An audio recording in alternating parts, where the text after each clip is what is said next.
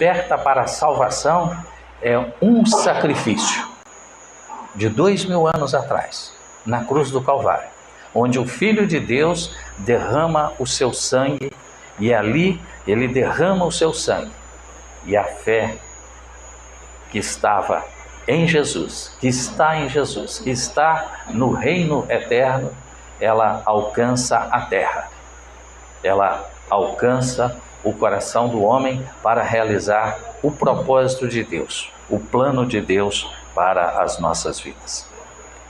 O que acontece é que na salvação comum, o corpo nasce, vive e morre, né? Mas o corpo espiritual, ele ressuscita, né? O nosso espírito, o nosso corpo ressuscita e somos transformados, seremos transformados, como nos afirma o apóstolo João aqui nas suas cartas, na primeira carta. Assim como ele é, nós seremos. Essa é a nossa esperança. Mas no nosso dia a dia, nós estamos suscetíveis, nós estamos vulneráveis à corrupção, ao pecado, à iniquidade. E o Senhor nos chama a atenção, porque isso está à nossa volta. Somos igreja, somos corpo, somos salvos, fazemos parte da igreja, corpo de Cristo, e nós temos uma responsabilidade, como o apóstolo Judas escreve aqui, de escrever. A nossa responsabilidade hoje é de falar desta salvação maravilhosa, falar da fé que está descrita em Hebreus capítulo 11. A fé é o firme fundamento das coisas que se esperam e a prova das coisas que se não veem. Portanto, meus queridos, a nossa fé, ela não está visível em uma imagem, em um objeto de arte, em um ídolo.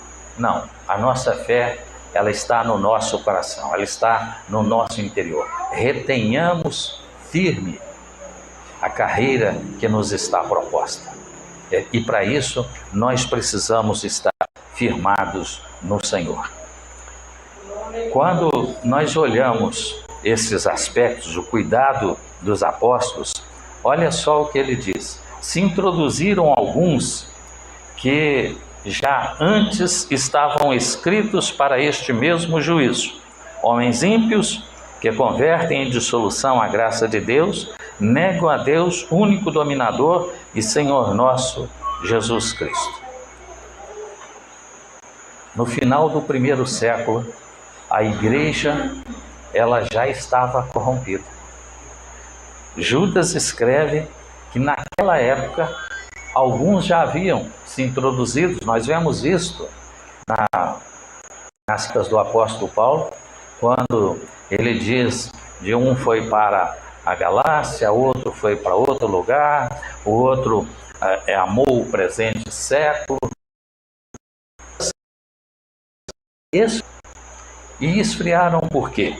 Esfriaram porque não discerniram, não tiveram sabedoria para conviver com o mundo que está à nossa volta e permanecermos na presença de Deus. Então, quando você olha a caminhada da igreja, você vê que a igreja, ela vem caminhando assim. Quando nós estamos falando aqui do final do primeiro século, quando chega no quarto século, vem Constantino e corrompe de vez a igreja. Porque nada piora, nada é pior para a vida da igreja do que achar que agora está bem, que agora nós podemos estar tranquilos. Meus queridos, enquanto estivermos aqui neste mundo, nunca estará bem. Podemos ter um tempo de descanso, um tempo de paz, mas a nossa vigilância, ela precisa ser constante, abundante na presença de Deus. Porque da mesma maneira, quando Constantino promove o decreto dizendo que agora todo o império é cristão, o que aconteceu? O mundo lá fora ficou dentro desse salão aqui.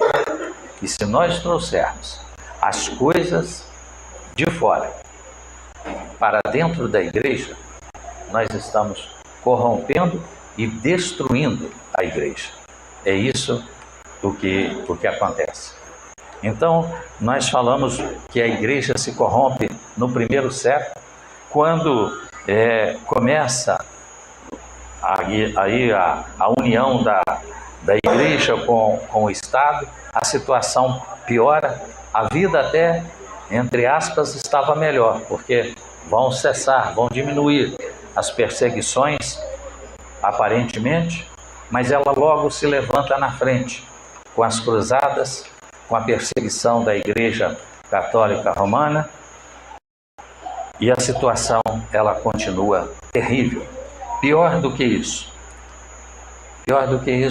a palavra, nós cantamos aqui, que a palavra ficará, disso eu tenho certeza. E a palavra diz que passarão os céus e a terra, mas a palavra de Deus não passará. A palavra continua a mesma. Então nós precisamos vigiar, porque vem aquele tempo de cruzadas, de perseguição, de mortes, de acusações.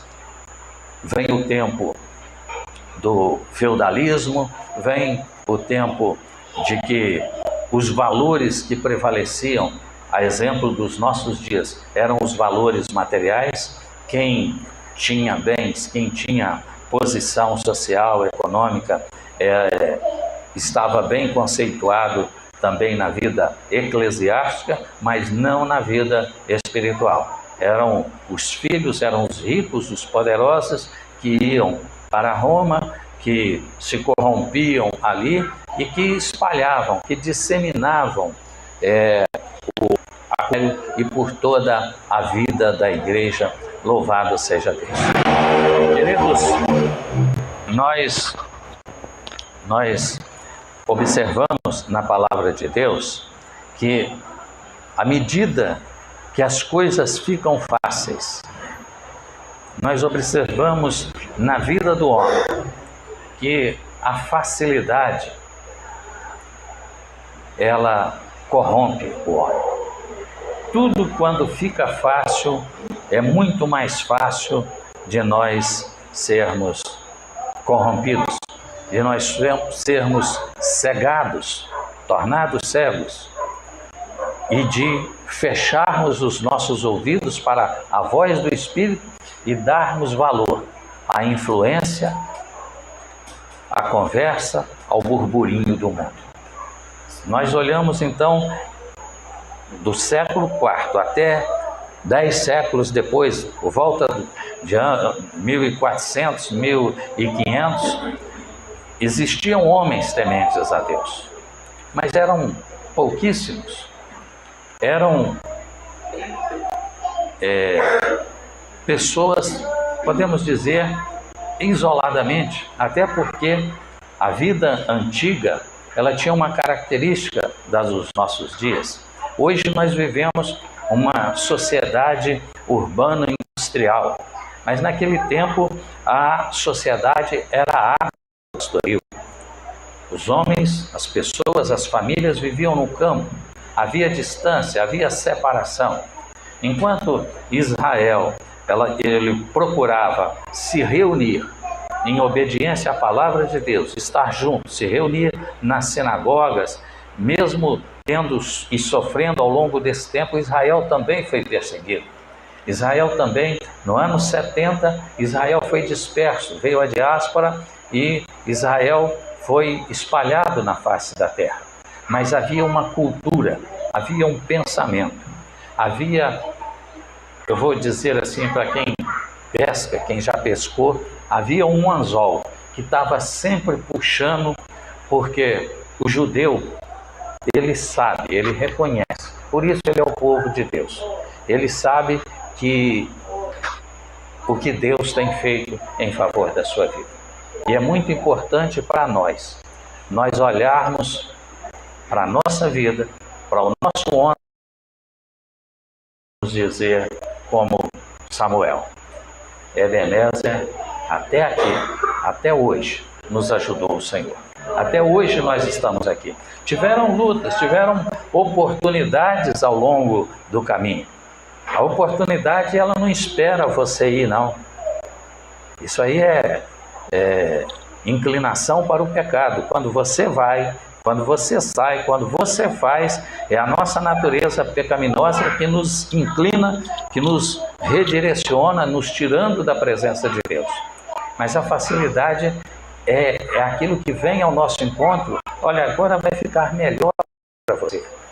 Agora vai ficar melhor para a igreja. Meus queridos, eu peço perdão porque eu tenho que beber um gole d'água, que depois da cirurgia eu tenho que tomar água.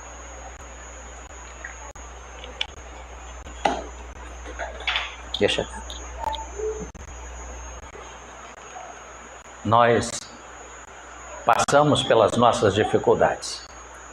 Nós sabemos, os irmãos sabem, a igreja sabe tudo que eu enfrentei. Se eu tirasse a camisa aqui, os irmãos iam ver uma cicatriz que está daqui, passa assim e vem até do lado de cá. Os irmãos sabem. Saí da cirurgia pesando 47 quilos. Hoje eu estou 78. Estou lutando para manter os 78, porque não posso também perder o rumo. Mas, meus queridos, eu olho para trás e sei quantos, não é um não, sei quantos milagres Deus fez em favor da minha vida.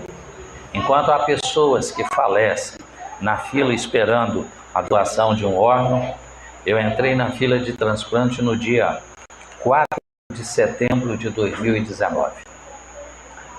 Com 13 dias, no dia 17 teve uma doação. Não havia aeronave para buscar o órgão no interior do estado e ela foi perdida. E eu confesso aos irmãos que eu levei a mão às cabeças. Meu Deus, o que será de mim? Agora outra doação, quando que vai acontecer? E no dia 24, um pouco mais tarde do que agora, às 23 horas, o médico me ligou: Eduardo, você pode estar no hospital amanhã às 7 horas? Eu falei, vou estar às 6. E fui e internei. Naquele dia foi feito o transplante. O médico disse que eu ia passar 15 dias no CTI, mais 15 dias no isolamento. Eu passei 4 dias no CTI, 5 dias no isolamento. No 10º dia eu entrei dentro de casa. Eu voltei à minha casa. Meus queridos, todo mundo no hospital, no CTI, em todo lugar que eu ia, todo exame que eu fazia, o senhor está muito bem. O senhor não reclama, o senhor não pede remédio, o senhor não pede analgésico. Eu falei, eu não estou sentindo nada, eu vou pedir analgésico para quê? Não é possível. Você faz uma cirurgia dessa aqui, sabe o que eles fazem? Eles dobram um dos forros de cama que é bem grosso, eles dobram aquilo em 12, o tecido fica quase que igual a dureza disso aqui, só que flexível. E eles colocam aqui em cima e te dizem o seguinte, olha, se você sentir vontade de tossir, você segura bem para não forçar os pontos. E disso depende a sua recuperação. Eu não tossi nenhuma vez, louvado seja Deus. Eu saí da cirurgia às 23 horas, no outro dia a visita era às 9, a minha esposa atrasou um pouco. Ela atrasou não, barraram ela na portaria do prédio, porque houve uma situação. Quando ela chegou lá no CTI onde eu estava, ela olhou assim, Eduardo, você tomou café? Você está doido? Você está operado? Eu disse, querido, fala com a chefe do CTI, foi eles que trouxeram para mim. Aí ela levanta para poder conversar com a moça, e a moça já estava vindo, porque ela ouviu o diálogo, a minha esposa não fala baixo. E às vezes quando fala com a gente, fala mais forte ainda. Quando ela levanta e começou a conversar, chegou o almoço. Às 11 horas da manhã, eu comi arroz, feijão, frango frito e uma salada de repolho. Louvado seja Deus. Meus queridos, eu estou vivo aqui, não é um milagre de Deus, não. São vários milagres, é a misericórdia de Deus. É a misericórdia de Deus. Deus é grande. Eu sou imunossuprimido, para não haver rejeição ao Filho. Mas Deus é tão maravilhoso, fez a coisa tão certa, que a receita, na véspera de eu ter alta, dizia que eu ia tomar 7 comprimidos de imunossupressor. No dia seguinte que eu recebi alta, antes de eu receber alta, o exame de sangue de manhã, a receita caiu de 7 para 4. Um mês depois caiu para 3, depois caiu para 2, que permanece até hoje. 1 de manhã e 1 à noite. Eu ia tomar 7 de manhã e 7 à noite. Meus queridos, imunossuprimido. Os irmãos sabem da pandemia. Eu me mantendo em casa, vinha de 3 meses de isolamento. Quando acabou o isolamento por causa da cirurgia, veio a pandemia. O Eduardo pega Covid. Quando a minha esposa teve sintomas de Covid, a minha filha teve sintomas de Covid, a outra filha também, eu falei, eu tenho que fazer exame, eu não estava sentindo nada. Mas fui fazer, você está com Covid. Aí eu tive um pouquinho de febre e mais nada. Não tomei remédio, não tomei nada. Chega em março, eu tenho um infarto.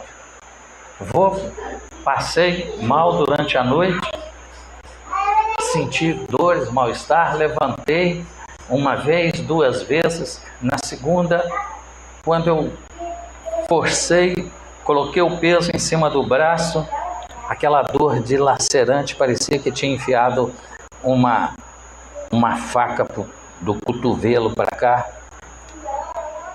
E eu parei, ainda ali deitado, dor, braço esquerdo, isso é infarto.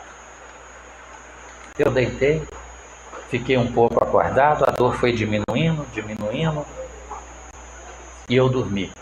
Acordei de manhã, levantei, tomei café com a minha família, minha esposa, minha filha e o esposo estavam lá em casa. Quando terminamos o café, eu disse, Suzana, me leva para o hospital que eu tive um infarto essa noite.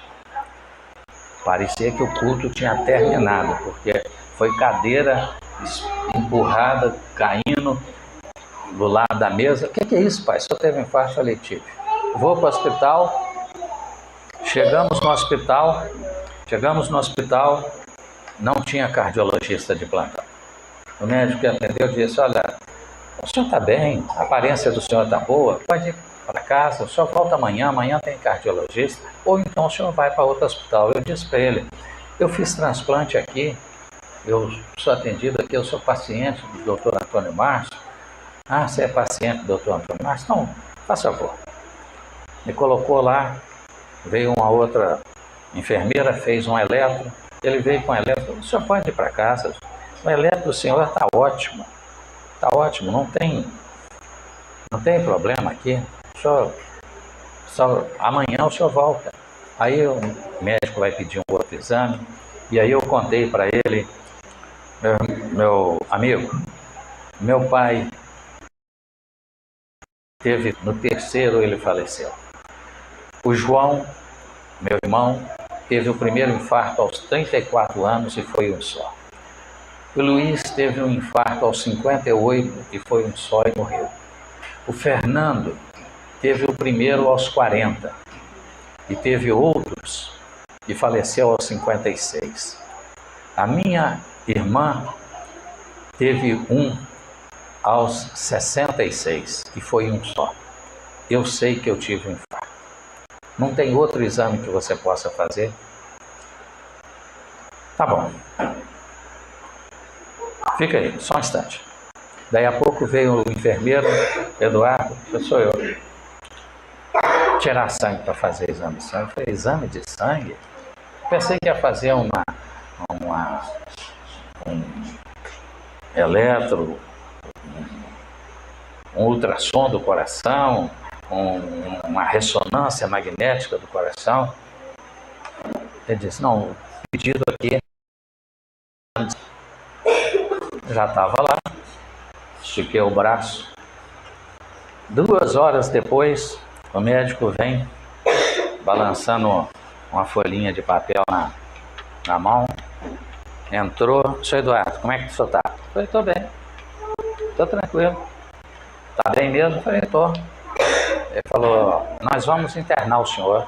Eu disse, tudo bem, internar, tranquilo, vou fazer outros exames, né? Aí ele disse assim, nós vamos internar o senhor na CTI coronariana. Eu disse, mas peraí, você me disse que eu podia ir para casa, voltar na segunda-feira, agora eu vou para o CTI coronariano? Ele disse, olha, tá vendo esse exame aqui? Troponina, 342. Eu olhei para ele e perguntei assim, e o que é isso? Ele disse, troponina é uma enzima do coração, produzida no coração. O normal dela é entre 0 e 4. 342. O senhor teve um infarto e foi forte, não foi fácil.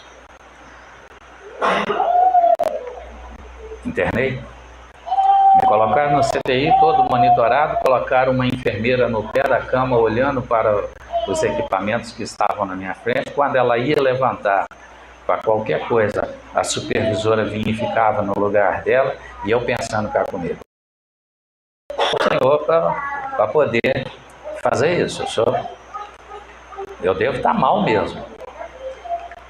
Eu só fiquei sabendo do resultado daquele dia quando eu fui receber alta. O último exame de sangue feito às 18 horas, a troponina chegou a 1240. De 0 ou de 4 para 1240. Fazer angioplastia no dia seguinte. Uma artéria 99% entupida. A outra artéria 98% entupida. A terceira 90% entupida. Coloquei 3 stents. Naquele dia coloquei 2 e o outro precisava de um stent especial, que era mais caro, precisava da autorização do plano de saúde. Gastaram 9 dias para fazer essa autorização. Depois de tudo isso, eu volto 30 dias para acompanhamento. A cardiologista faz um eletro, faz uma ultrassonografia e diz assim, senhor Eduardo, o senhor está liberado do tratamento, o senhor não vai precisar tomar mais remédio.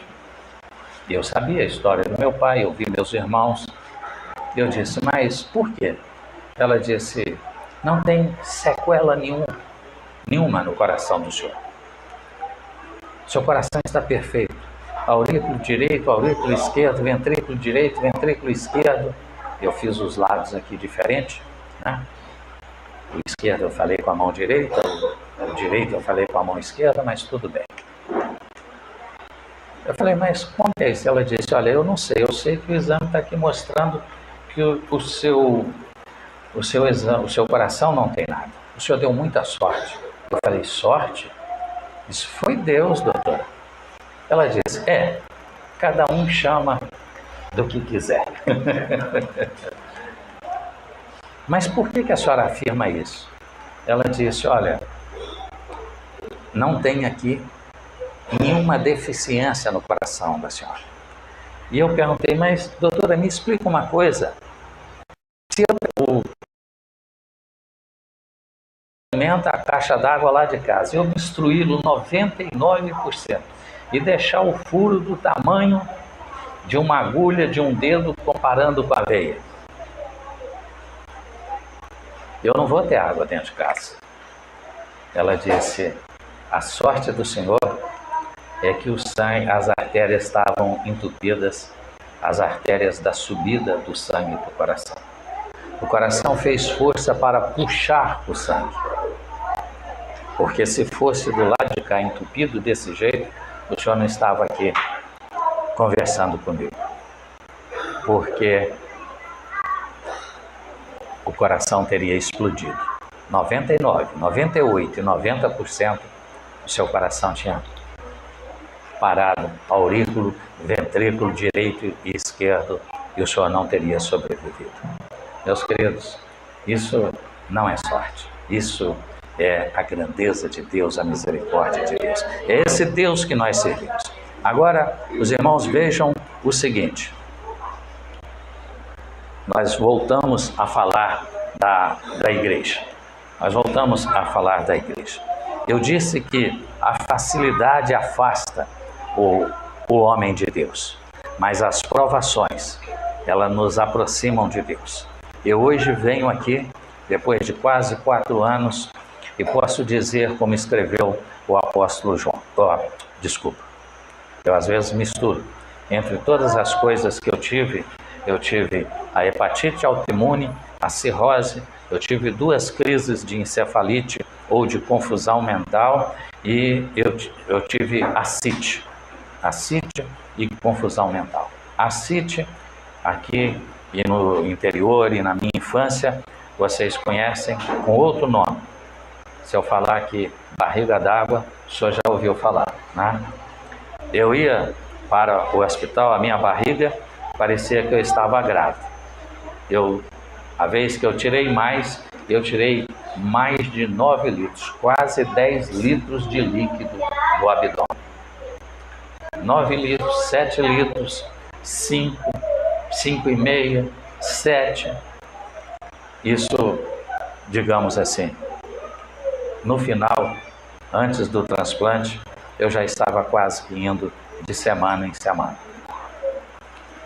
Então, isso é milagre de Deus.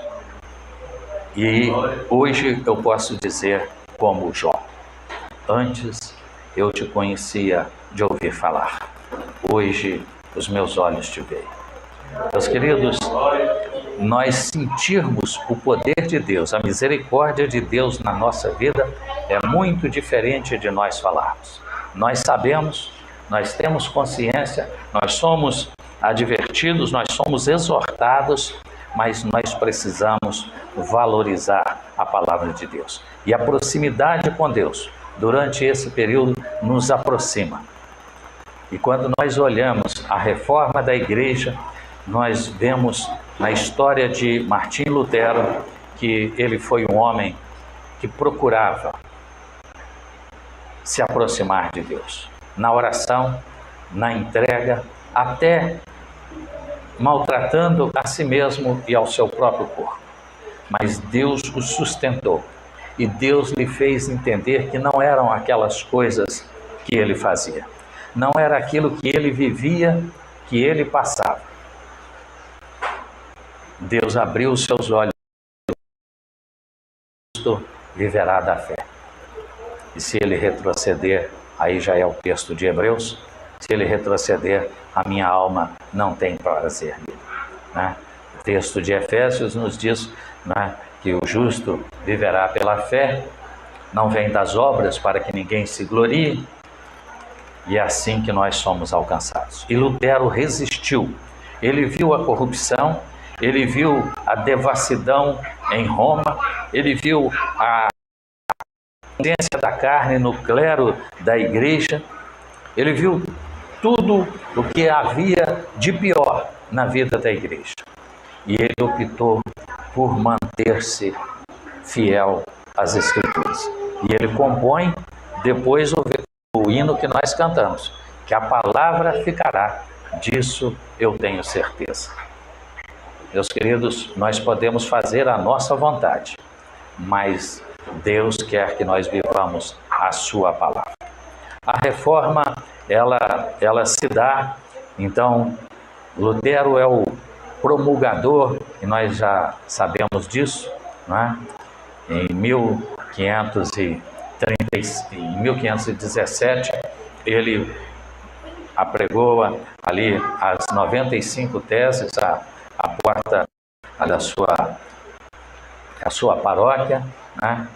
E as coisas vão se deparar. Ele enfrenta a dieta de Worms, ele enfrenta jejuns, que eram audiências, não eram jejum de alimento, eram períodos de constrangimento e de inquisição diante da autoridade da igreja, mas ele mantém-se fiel, louvado seja Deus.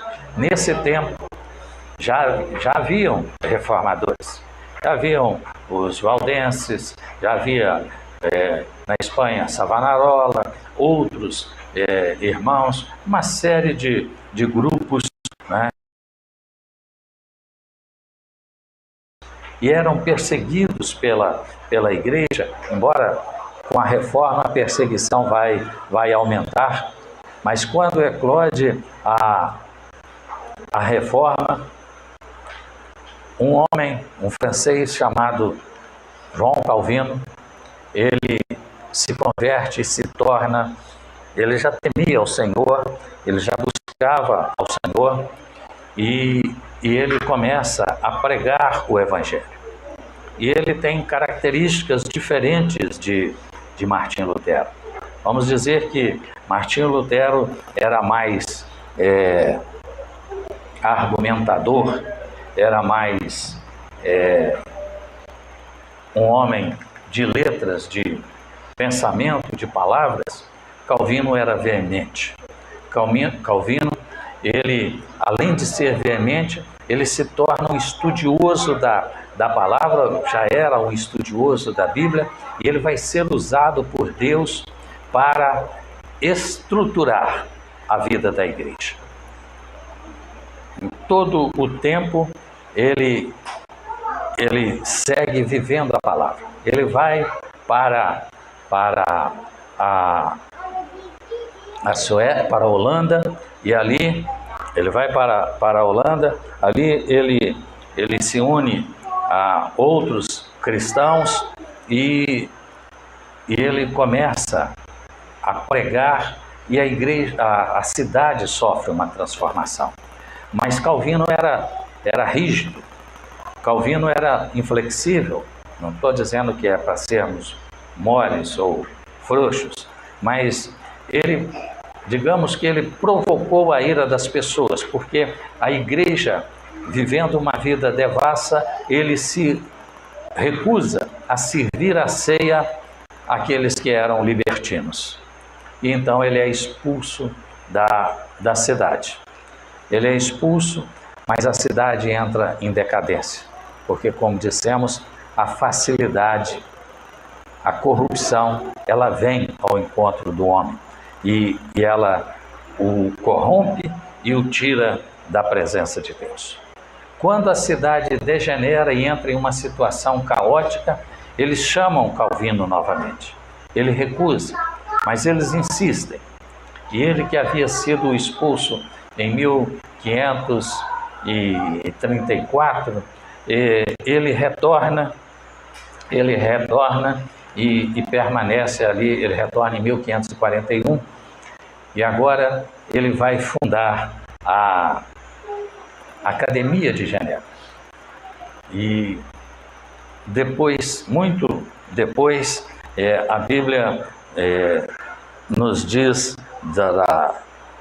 do crescimento, a Bíblia não, a história nos diz do crescimento da igreja e nos diz também o testemunho de outro servo de Deus dizendo que depois da escola dos apóstolos, depois do período apostólico, a Academia de Genebra, ela se torna a escola de Deus aqui na Terra.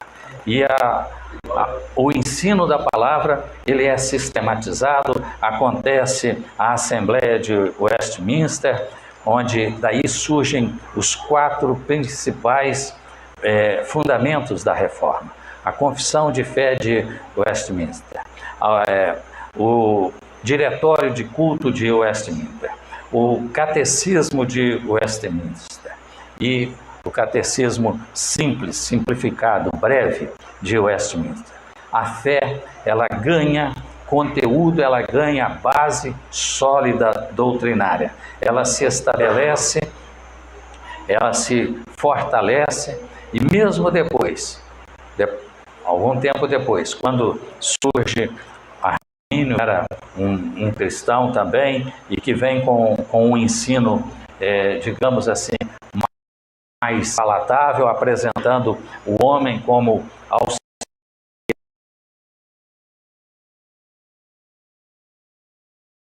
Não posso dizer que não prevalece, porque existe até os nossos dias, mas é combatido e é questionável este ensinamento. Nós vamos ver que o propósito de Deus prevalece. O propósito de Deus prevalece, e quando Calvino falece, ele já deixa uma igreja estabelecida, e da Europa faltava o Reino Unido, faltava a Inglaterra, com o país de Gales, com a Irlanda, com os países que compõem o Reino Unido. E o Reino Unido, Deus vai agir através do rei. Deus abençoa, Deus opera. O rei Henrique VIII era casado com Catarina de Aragão, e ela, não lhe dando filho varão, ele pede ao Papa para lhe conceder o divórcio. Por questão política, o Papa não autoriza, e ele se rebela contra a Igreja, promove então a criação da Igreja Anglicana e estabelece ali um novo período. Ele se divorcia, ele vem casar com Ana Boleyna, e dela ele tem filhos, mas ele na verdade, eu saltei aqui um pedaço, né? Henrique VIII, ele tem o casamento, ele tem um filho, e aí, quando ele morre, assume a sua esposa, né, ou a sua filha, Catarina Tudor, né, que é uma mulher, Maria Tudor, que é uma mulher cujo elogio da história para ela é mulher sanguinária. Ela persegue a igreja, busca reatar com Roma, e vem toda uma série de dificuldades ali para os cristãos, mas a providência de Deus é que ela morre rapidamente. E aí vai assumir então a rainha Elizabeth I. E no período então de Elizabeth I, ela retoma o propósito do seu... Agora eu me perdi aqui, eu não sei se é pai... O propósito de Henrique VIII, pai ou avô, né? Ela retoma aquele propósito, a igreja se consolida, e a Europa, então, é a base do cristianismo reformado. Lá da Inglaterra vão surgir os puritanos. Os puritanos depois, por uma questão, parte deles são voluntariados para colonizar a América, e eles, quando chegam à América, eles, com o puritanismo, com a palavra de Deus, com o temor de Deus, eles fundam uma nação temente a Deus e obediente a Deus, na busca a Deus. Todo mundo hoje toma Coca-Cola, quase todo mundo, né? Muitas pessoas já não tomam, não deixa de fazer um certo mal. não é só a Coca-Cola, qualquer refrigerante eu tomo, mas faz mal. Podemos negar isso. A Coca-Cola foi uma bebida que ela seria uma bebida alcoólica. Ela seria uma bebida com álcool. Mas quando aquele grupo nos Estados Unidos, que tinha uma forte influência do puritanismo, ficaram sabendo que haveria álcool naquela bebida, eles que estavam participando, incentivando e colocando dinheiro naquele projeto, eles recuaram e disseram: olha, se é para ter álcool, nós não participamos.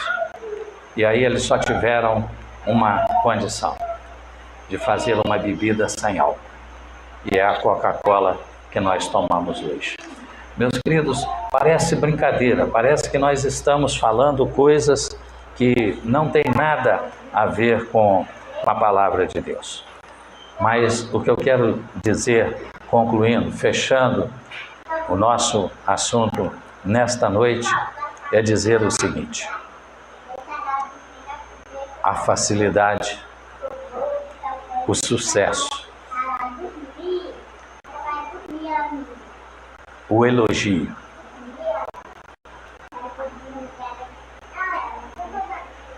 a corrupção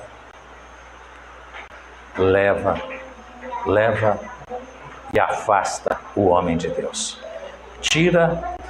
Fecha para o homem a porta da graça e abre para aqueles que se deixam corromper as portas do inferno. Nós precisamos entender que nós temos a necessidade de batalhar pela fé.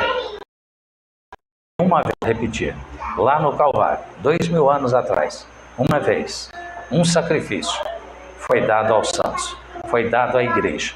Porque se você está aqui, mas está influenciado, vivendo, convivendo e se regalando daquilo que o mundo oferece, então você pode estar na igreja, mas você não está no corpo de Cristo. Nós somos chamados para vivermos uma vida de renúncia, uma vida de temor a Deus, uma vida da misericórdia de Deus, para que o seu nome seja engrandecido na nossa vida. Louvado seja o nome do Senhor. Eu quero dizer aos irmãos que o propósito de Deus para nós, o propósito de Deus para a vida da igreja, para a minha vida, para a sua vida, é vivermos na dependência de Deus, na fé de Deus, e em todo o tempo glorificando a Deus. Estamos tristes, estamos sofrendo, estamos abatidos. Eu quero contar, antes de encerrar, um fato. Na primeira crise de encefalite que eu tive, quando você tem essa doença que eu tive, e o organismo, o abdômen incha, há o vazamento. A nossa veia não é um tubo brasilite, ou como é que é o nome do... Compra um cano hoje de... Como? Mas tem um nome. Tem a manco e tem o tigre. Tem o tigre e tem a manco. É isso. Mas as nossas veias, elas não são sólidas como um cano de água. Eu aprendi muita coisa, sou quase aprendiz de medicina. As nossas veias é uma trama, trançada, ajustada, mas quando nós enfermamos, elas dilatam. E por elas dilatarem, não tanto que eu estou mostrando aqui, o mínimo que ela dilata, parte do líquido do nosso sangue vaza para o peritônio, que é uma bolsa que envolve todo o nosso abdômen. E essa bolsa é que cresce, é que incha. Isso o nosso abdômen produza uma coisa chamada amônia. E quando ela não é eliminada, porque ela é eliminada nas fezes, a amônia, ela sobe para o cérebro. E ela diz essas ficções. Eu me lembro do que eu almocei no domingo. Eu almocei frango assado, na maionese. Eu almocei uma salada e arroz. Havia uma pessoa, uma jovem, que nos visitava, estava conosco à mesa. Eu me lembro dela, da Margot. Eu terminei de almoçar e disse: olha, eu vou deitar porque eu estou cansado. E eu só volto a lembrar de mim na terça-feira, quando o médico me pergunta o meu nome, a data de nascimento e a cidade que eu nasci. Mas ao longo do dia, o restante daquele dia, minha esposa percebeu que eu estava mal. Eu ia chamar a Letícia, eu chamava a Suzana. Eu ia chamar a Nora e chamava a Letícia. E eu fui trocando o nome das pessoas. Depois do culto que aconteceu na igreja, essa noite eu não fui à igreja, que era perto da minha casa. E depois do culto, os irmãos, então, foram lá em casa e oraram por mim. E eu não reconheci, eu não sabia o nome dos irmãos. O irmão, eu pedi ajuda à 8ª Igreja Presbiteriana de Belo Horizonte, reverendo Jeremias, pastor Eduardo Borges, reverendo Eduardo Borges e reverendo Gediel e outros servos, e eles sempre mandaram presbíteros, seminaristas e servos para levar a palavra, principalmente no final de semana. Nos ajudaram, nos socorreram. Eu participo lá dos cultos pela manhã, eu dei esse testemunho lá também, pela misericórdia de Deus. E naquele dia eu não reconheci nenhum irmão. E eu sem graça, e vendo que a minha esposa estava sem graça, minhas filhas sem graça, e aí eles se afastaram e tal, o irmão que estava ali, e também o obreiro da igreja que estava, o Eustáquio, ele viu que eu não estava bem, tirou as pessoas, ficou a minha filha caçula, que é uma filha adotiva, e ela na verdade é sobrinha, ela é filha da minha esposa, perdeu os pais e tal, e ela ficou. Todos saíram acompanhando as visitas e tal, e ela ficou. E ela disse: pai, eu sei que o senhor está trocando os nomes. O senhor me chamou de Letícia uma hora, o senhor me chamou de Suzana outra hora, o senhor não sabe o meu nome, eu sou a Priscila. Eu falei: não, eu sei que você é a Priscila, não sabia nada. E ela disse: mas tem um nome que você não pode esquecer, pai.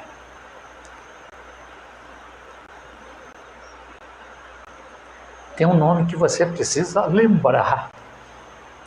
Tem um nome que nós não podemos esquecer. E ela falou comigo uma meia dúzia de vezes. E eu, que nome. E glória a Deus. Eu disse para ela: minha filha, você está brincando comigo. O único nome que eu não posso esquecer é Jesus. Ela disse: é isso mesmo, pai. Louvado seja Deus. Meus amados, nós não podemos esquecer de Jesus. Nós não podemos. Quem nos livra, quem nos salva, quem nos socorre é Jesus. É Ele que está sempre ao nosso lado. Então, não se deixe vencer pelas facilidades e pelas oportunidades da vida. Mantenha-se fiel a Jesus. Mantenha-se confiante no Senhor, porque Ele, a palavra nos diz, se formos infiéis, Ele permanece fiel, não pode negar-se a si mesmo. Nós estávamos em agosto de 2019. Quando o médico me perguntou meu nome, eu disse, é fácil, Eduardo Teixeira Damasceno. A sua data de nascimento, agosto de 2019. Eu disse para ele, essa também é fácil. Eu nasci em 13 de dezembro de 2019. Nós ainda estávamos em agosto, eu não havia nascido. Aí ele me perguntou, e a cidade que você nasceu? E eu fiz assim, eu nasci...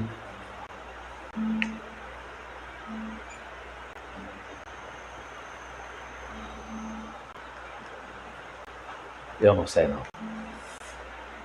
Meus queridos, na terça-feira, eu ainda não lembrava da cidade que nasci.